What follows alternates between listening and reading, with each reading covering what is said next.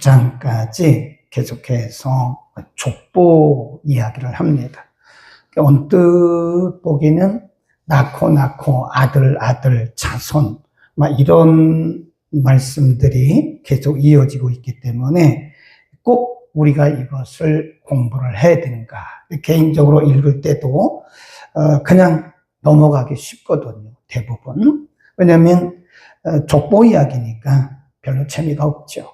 근데 우리가 이 족보를 잘 보면 이 족보 속에서 하나님의 역사가 보여요.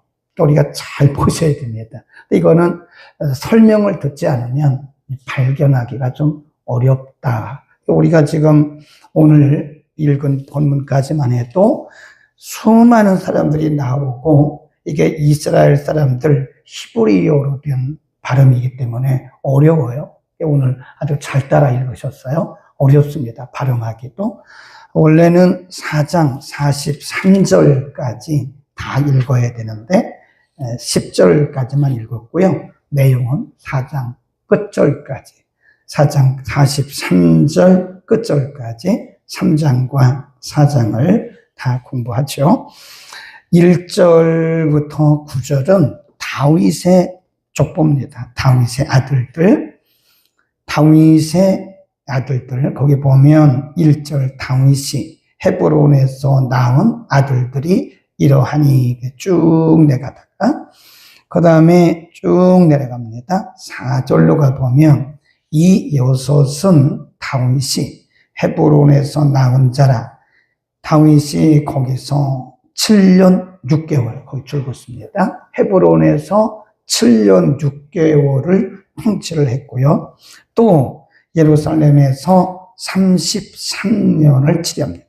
헤브론에서는 백성들이 정식 왕으로 인정을 안 하죠. 그러니까 예루살렘에 와서 정식 왕으로 인정을 받아요. 33년을 치리했다. 그러니까 다윗의 통치 기간이 전체가 40년 6개월이다. 여기 다윗에 대해서 우리가 할 말이 참 많은데 줄 긋습니다. 다윗의 아들 세 사람만 보겠습니다. 3장 1절에 보면 아들들이 이러하니 맏아들은 암논 그 줄 긋으시고요. 2절 셋째는 압살롬 그랬고요.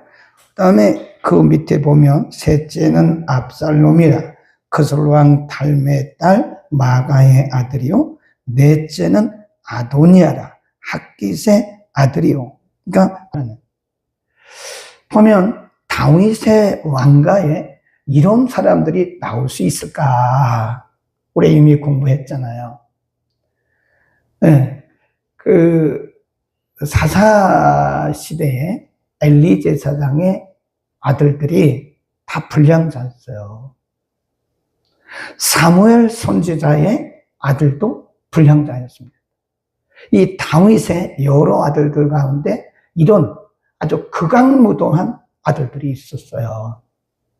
그러면 우리는 여기서 엘리 제사장, 사무엘 선지자의 아들, 다윗의 아들들 가운데 이런 불량자가 있는 것에 대해서 이 두 가지 영적인 교훈을 얻을 수가 있는데, 하나는 사람이 완벽할 수가 없다 하는 거예요.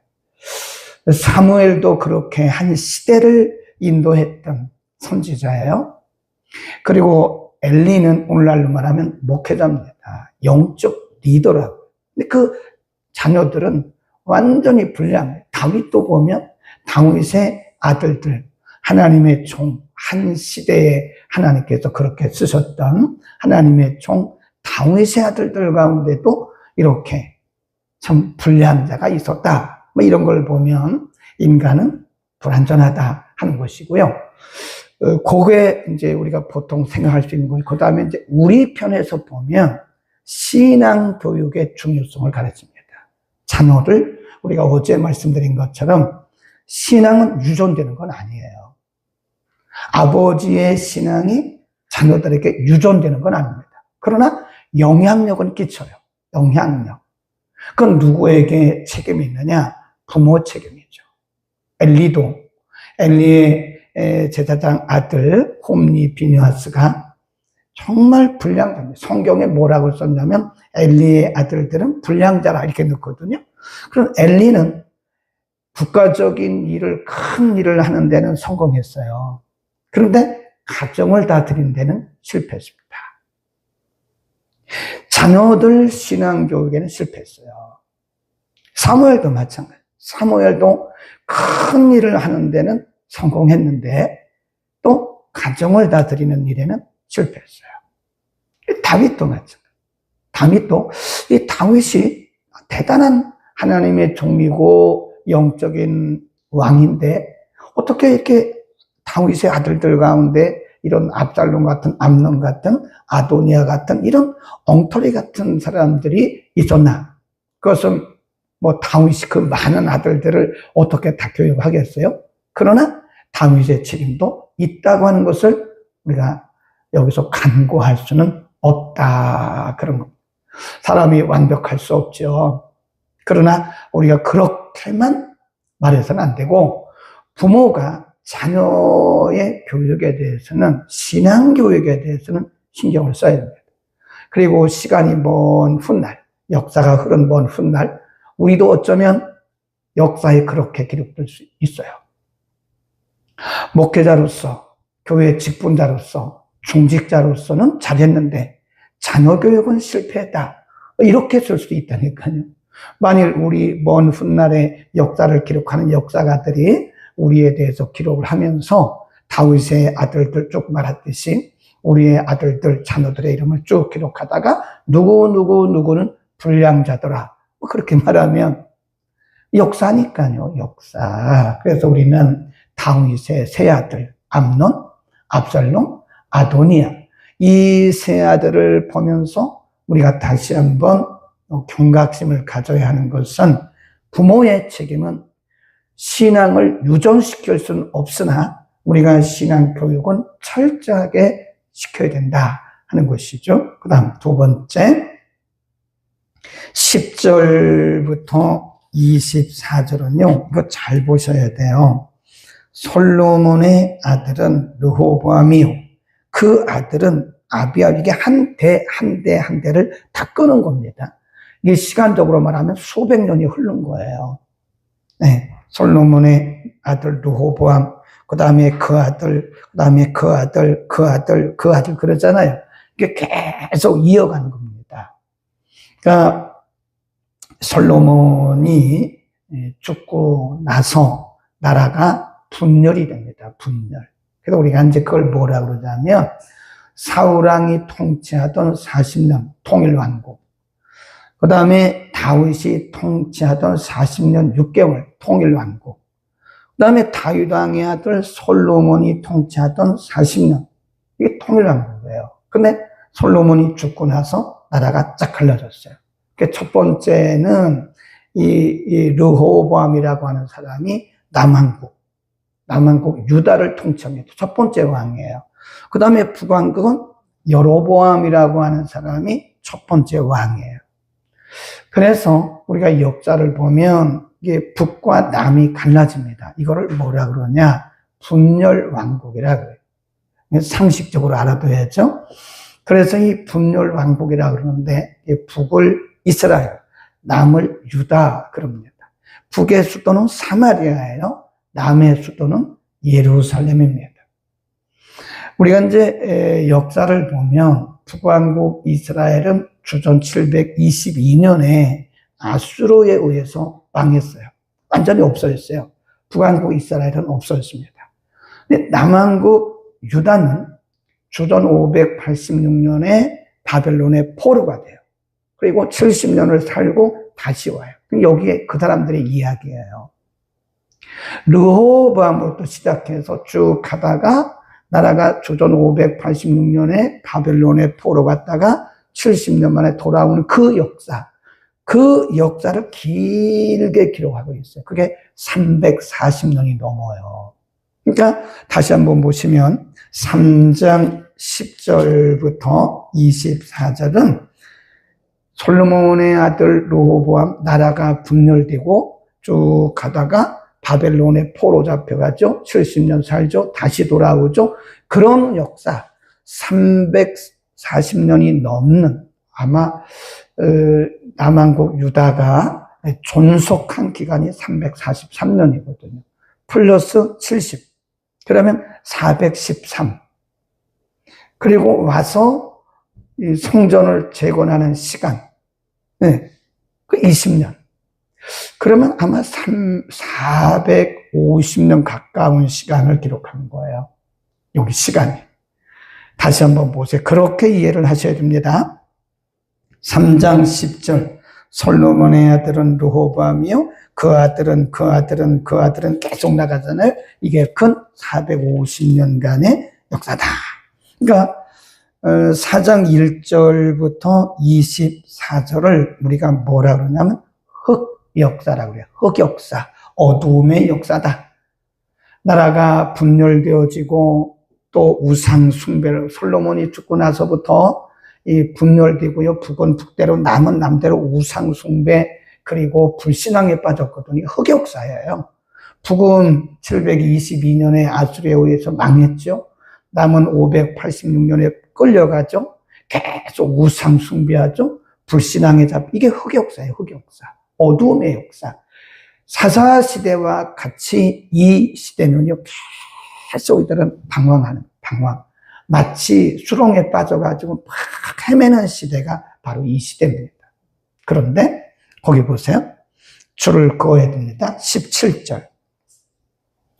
사로잡혀 간 나오잖아요. 사로잡혀가 여고냐의 아들들은 사로잡혀 간. 그리고 19절에 보면 부다의 아들들은 수룹바벨 거기다 줄고 있습니다. 수룹바벨. 우리가 이제 다시 돌아오는 역사를 예루살렘 귀환이라고 해요. 귀환. 70년을 살아요. 586년에 끌려갔다가 70년을 살다가 돌아오는데 그때 첫 번째 돌아온 사람들의 지도자가 누구냐? 수룹바벨입니다.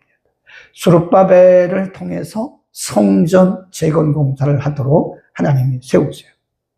자, 그러면 역사 이야기를 좀 하고 있는데 무슨 역사라고 그랬어요? 남한국, 북한국 분열됐죠.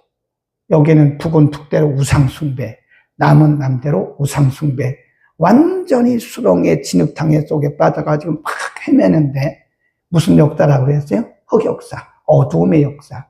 그러면 하나님이 이때는 개입하지 않았나? 아닙니다. 여전히 똑같아요. 하나님의 역사는 여전해요. 사람이 볼 때는 이스라엘 백성들이 나라가 갈라지고 우상을 숭배하고 또 망하고 끌려가고 완전히 근 400몇 년 동안 이들 나라는 아주 진흙탕 속에서 굉장히 혼돈의 삶을 살았기 때문에 우리가 생각할 때는 망했네. 이거 이스라엘 백성들 후손들이 이게 뭐야? 이렇게 말할지 모르지만 하나님이 어간에 중간중간에다가 하나님의 사람들을 탁탁탁 심어 놓으세요. 그들을 통해서 다시 역사가 다시 이어지는 거예요. 그래서 이걸 우리가 뭐라 그러냐? 성경적 역사관이라 그럽니다. 그러니까 우리가 우리 개인을 볼 때도요, 우리가 인생을 살다 보면 어떤 때는 뭐 잘 나가죠. 어떤 때는 아주 추락을 합니다. 그게 끝난 게 아니에요. 그게 망한 게 아니라니까요. 한 과정을 우린 지나고 있는 것 뿐이지 잘 나간다고 해서 그게 다는 아니에요. 또 내려갈 때가 있어요. 전도서 7장 14절에 보면 하나님이 우리에게 형통한 날과 곤고한 날을 병행한다. 병행. 이 땅에 그 누구도 형통한 사람만 있지 않아요. 아, 나는 기도를 많이 해서 나는 만사 형통이라. 거짓말입니다. 하나님 그렇게 안 해요. 그런 하나님이 아닙니다. 때로는 곤고한 날이 와요. 또 곤고하다 보면 하나님이 이렇게 세우세요. 항상 곤고한 것도 아니고 항상 형통한 게 아닙니다. 하나님이 우리를 겸손하게 하시려고 우리 겸손해야 하나님 잘 보잖아요. 교만하면 하나님이 안 보여요. 그러니까 하나님이 우리를 높이셨다가 내리셨다가 높이셨다가 내리셨다가 이 일의 반복이에요, 우리 인생은. 그러나 중요한 것은 하나님의 역사는 계속 가는 거예요. 아멘. 그러니까 우리가 흔들리면 안 돼요.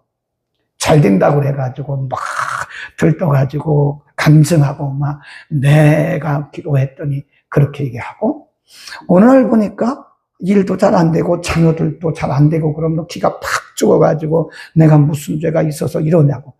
그런 말 하지 말라니까요. 하나님이 우리를 겸손케 하시고 높이시고 낮추시는 이 일을 계속 반복해 가시면서 하나님 우리를 만드시는 거예요. 우리에게 형통한 일만 있으면 저를 포함해서 100% 우리는요 망해요. 잘못하면 천국도 못 갑니다. 교만하다가 하나님 의지 안 하고, 또 우리에게 계속 곤고한 일만 있잖아요. 그럼 우리는 낙심해가지고 못 살아요. 근데 하나님이 낙심하다가 올리셨다가 또 올리셨다가 내리셨다가, 그럼 여러분 지금 형통한 그 과정을 지나고 있습니까? 겸손하십시오. 내가 믿음이 좋아서 내가 기도했더니, 그런 말도 안 맞아요. 하나님이 지금 우리를 그렇게 쓰시는 중에 있는 거죠. 혹시 여러분 가운데 곤고한 일이 있습니까? 걱정하지 마세요. 하나님이 여러분을 높이실 날이 곧 옵니다. 아멘. 곧 와요. 소망을 가지시라고요. 소망. 하나님이 우리를 그렇게 곤고한 시간에만 두지 않아요. 우리는 이 성경적 역사관을 갖고 살아가는 것이 아니라 내 역사관을 가지고 살아가요. 그러니까 우리가 일희일비하는 거예요. 일희일비. 막 좋을 때는 좋았다가 또 어려울 때 막 낙심하고 내가 무슨 죄가 있어서 그러냐고. 그런 말 절대 하지 말라고 그랬죠. 무슨 죄가 있어서 그런 게 아니라고요. 하나님이 우리를 높이셨다 내리셨다 이 일을 병행하신 것. 아니 이 솔로몬의 그 역사를 보면 10절에 3장 10절에 솔로몬의 아들들은 그랬지만 450년의 역사를 쫙 기록하는데 완전히 이게 무슨 역사라고 그랬어요? 흑역사. 근데 거기 누구도 있어요? 스룹바벨. 이런 하나님의 사람들을 예비해 놓으신 사람들을 간간히 어간어간에 하나님이 숨겨 놓으신 거예요. 그 사람들을 숨겨 놓으시고 하나님의 역사는 계속 가는 거예요. 그러니까 우리는 역사관이 중요하단 말을 제가 여러 번 얘기합니다. 이 족보를 배울 이유가 있다니까요. 우리가 성경적인 역사관을 갖지 못하면 우리는 일희일비해요. 안 믿는 사람이나 비슷해요. 안 믿는 사람도 일희일비합니다. 근데 믿는 우리들이 일희일비한다면 아직도 우리 가운데 정확한 역사관이나 정확한 신앙관이 없는 거예요.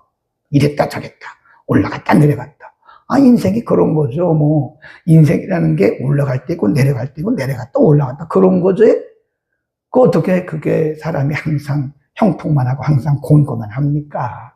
그 얘기를 하고 있는 것이고, 그 다음에 4장으로 갑니다. 4장으로 가면 여기는 유다의 아들 유다. 4장 1절 보세요. 어제 우리 유다에 대해서 공부했잖아요. 유다가 어떻게 했어요?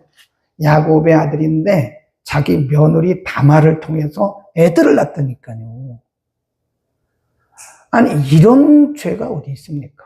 안 믿는 사람들도 그런 근친상간은 안 합니다. 어떻게 며느리하고 성관계를 하고 며느리 통해서 애들을 낳습니까? 근데 성경은 그 역사를 기록한다고요. 네.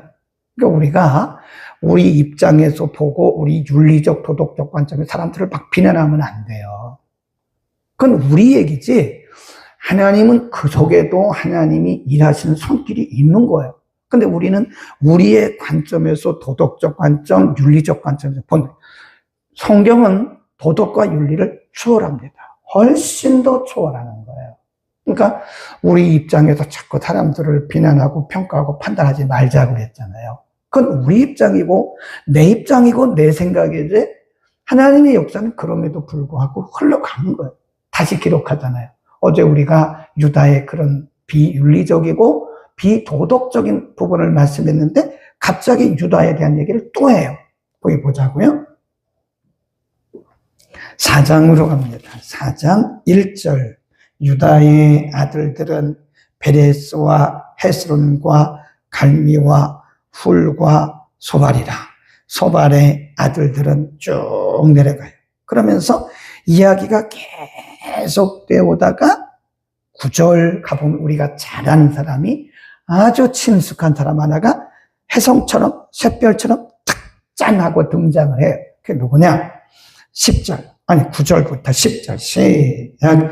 야베스는 그 형제보다 존귀한 자라 그 어머니가 이름하여 야베스라 하였으니 이는 내가 수고로이 낳았다 함이었더라. 야베스가 이스라엘 하나님께 아뢰어 가로되 원컨대 주께서 내게 복을 더하사 나의 을 넓히시고 주의 손으로 나를 도우사 나로 환난을 벗어나 근심이 없게 하옵소서 하였더니 하나님이 그 구하는 것을 예비하셨더라. 하나님이 갑자기 흑역사라니까 이것도요. 이 유다의 역사도 흑역사입니다. 아니 어떻게 며느리를 통해서 아들을 낳아요? 이런 일이 있을 수가 있어요? 이런 불미스러운 일들이 성경에 기록되다니 어떤 사람은 성경을 안 본다잖아요. 성경 보다가 이런 부분이 있으면 얼른 가리고 띄워놓는다. 그래도 봐야 돼요. 여기도 하나님이 뭔가 메시지가 있는 거예요. 그럼 뭘 말씀하려고 하는가? 인간적으로 볼 때는 유다는 정말 이건 아주 극악무도한 비윤리적이고 비도덕적인 일을 행했지만 하나님은 그 자손을 통해서 메시아가 나오게 하셨다니까요. 예수 그리스도의 족보가 들어있다니까요. 그 뭘 말씀하려고 하는가? 인간은 한 사람도 죄인이 아닌 사람이 없다. 로마서 3장에 보면 모든 사람이 죄를 범하였음에 하나님의 영광에 이르지 못하더니 이렇게. 그러나 하나님이 그리스도 예수 안에서 우리에게 베푸신 그 큰 사랑을 인하여 그렇게 말씀하고 있는 거예요. 그러니까 이 땅에 있는 대부분의 종교, 모든 종교는요, 윤리, 도덕을 굉장히 중요시 여깁니다. 그래서 인간의 행위를 굉장히 중요시 여겨요. 그래서 어떤 사람들이 왜 이 적선을 하느냐, 적선이란 말은 싸울 적자예요. 선할 선. 사람들이 남을 도와줍니다. 적선했다 그래요. 그 적선함으로써 내게 어떤 의의가 온다고 믿는 거예요. 여러분도 그럴지도 몰라요. 내가 기도는 못하지만 내가 사람들을 많이 도와주고 교회 가서 많이 봉사하면 좋을 거다. 물론 맞기는 맞죠. 그러나 예수를 믿지 않는 그런 선은 아무런 의미가 없는 거예요. 왜냐하면 인간은 다 죄인이기 때문에 하나님의 영광을 이룰 수가 없어요. 그래서 예수를 믿어야 되는 거예요. 이 땅에 그 누구도 예수 그리스도의 의가 아니면 구원받을 수가 없습니다. 어떤 분이 그러더라고요. 우리 남편이 얼마나 착한데요. 내가 교회 올 때까지 밑에까지 데려다 주고요. 나 교회 가라고 막 성경도 사주고요. 교회에서 무슨 행사한다고 헌금도 줘요. 그런데요. 근데 우리 남편은 교회는 안 와요. 그거 지옥 가요. 목사님 왜 이렇게 살벌한 얘기를 하냐고 지옥 갑니다. 예수를 안 믿으면 성경에 말씀하기를 그리스도 예수 이름 외에는 구원받을 만한 다른 이름을 준 적이 없어요. 여러분 착하기로 말하면요. 불교인들이 훨씬 착합니다. 불교인들은 남 욕하고 정죄하는 거 그런 거 안 합니다. 제가 볼 때 불교인들은 굉장히 착합니다. 남 도와주는 거 잘하고요. 모여가지고 남 흉보고 그런 거 안 해요. 근데 기독교인들은 그런 거 하잖아요. 그거 이상해요. 윤리적으로 보면 착하기는 불교인들이 훨씬 착합니다. 근데 그들은 예수를 안 믿어요. 그러니까 그들의 선은 진짜 선이 아니라는 거예요. 여기 갑자기 왜 이 사람을 등장시켰나? 야베스를 등장시켰나? 누구의 가문에? 유다의 가문에. 이게 바로 야베스가 누구의 모형이냐면 예수 그리스도의 모형입니다. 예수 그리스도의 모형. 인간의 의로는 우리가 선에 이를 수 없고 인간의 의로는 구원에 이를 수 없기 때문에 예수 그리스도가 오시고 메시아가 오시고 그를 믿어야 우리의 죄가 용서받는다는 사실을 야베스를 통해서 보여주고 계십니다. 야베스, 그 줄거 놓으시고 예수 그리스도의 모형, 메시아의 모형, 그래서 써놓으세요. 아멘. 재밌죠? 역사는 이렇게 재밌는 거예요. 이런 역사를 그냥 막 뛰어넘어서 되겠습니까? 자, 조금 시간이 2, 3분 지났는데 하나 더 하고 마칩니다. 24절부터 끝절까지입니다. 여기는 누구의 족보냐면 시므온의 족보입니다. 시므온의 족보인데 이 시므온이 누군지 아세요? 시므온이 우리가 창세기 35장에 가보면요. 그때 이제 야곱이 12명의 아들을 데리고 이제 쭉 내려와서 하나님께서 너의 아비가 있는 고향으로 가라. 그래 지금 가는 중이에요. 가다가 야복강을 통과해가지고 반드시 형 에서와 화해를 하고 이제 간다고요. 근데 세겜성에 이르러 세겜성. 이 세겜에 이르러가지고 세겜성에서 그 앞에다가 야곱이 텐트를 쳤어요. 거기 머물면 안 되는 거거든요. 야곱이 실수하는 거예요. 야곱이 세겜성 앞에다가 장막을 쳤는데 그 야곱의 딸 디나가 있어요. 디나. 야곱의 딸 디나가 세겜성 사람들을 이렇게 구경하러 갔다가 거기서 확 잡혀가지고 강간을 당했어요. 강간을. 그러니까 야곱의 아들들이, 그 디나의 그 오빠들이 화가 난 거예요. 감히 우리 누이를 갖다가 강간했다고? 그때 앞장선 사람이 누군지 아세요? 시므온입니다. 시므온이 그때 자기 형제들을 막 선동해가지고 가가지고 세겜성 사람들과 거짓 조약을 해요. 우리 누이를 당신에게 줄 수가 없어. 당신들이 정말 우리 누이하고 결혼하고 싶다면 할례를 받아. 이게 거짓이거든요. 거짓말이에요. 할례를 받아. 그리고 할례를 받고 이들이 육신의 통증을 느끼고 있는 동안에 그 틈을 타고 들어가서 그 세겜성 남자들 다 죽였어요. 살인자예요. 살인자. 그 일을 누가 선동했어요? 시므온이. 그래서 거기 써놓기만 하세요. 창세기 49장 7절에 보면 야곱이 죽기 전에 아들들을 다 축복하면서 시므온에 대해서는 너의 그 열정이, 그래, 너의 열정이, 여러분, 우리가 열심을 잘 관리해야 됩니다. 이 잘못된 열심은요, 우리 후손들까지도 불행하게 할 수 있어요. 악한 일은 절대 선동하지 마세요. 악한 일에 절대 앞서지 마세요. 큰일 납니다. 이 시므온을 보라고, 시므온. 네. 시므온은 그때 가만히 있고, 그냥 아버지가 어떻게 하는지 보면 될 거 아니에요. 그죠? 아니, 야곱이 어떻게 하는지 보면 될 텐데, 아버지는 가만히 있는데, 자기가 나서가지고 그냥 막 선동해가지고 그 세겜성 남자를 다 죽였잖아요. 그 살인자예요, 살인자.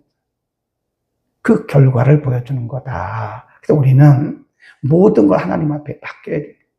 내 열심히 앞장섰다가는 이렇게 될 수도 있어요. 기도하겠습니다. 걸어가신 우리 아버지, 오늘 족보 이야기를 통해서 하나님의 손길, 하나님의 역사를 우리가 공부했습니다. 우리가 겉으로 보기에는 한낱 역사 이야기 같지만 이것은 단순한 역사 이야기가 아니라 이 속에 하나님의 세밀하신 메시지가 들어있고 하나님이 역사의 주인이시며 하나님이 약속을 지키심을 우리에게 보여주셨습니다.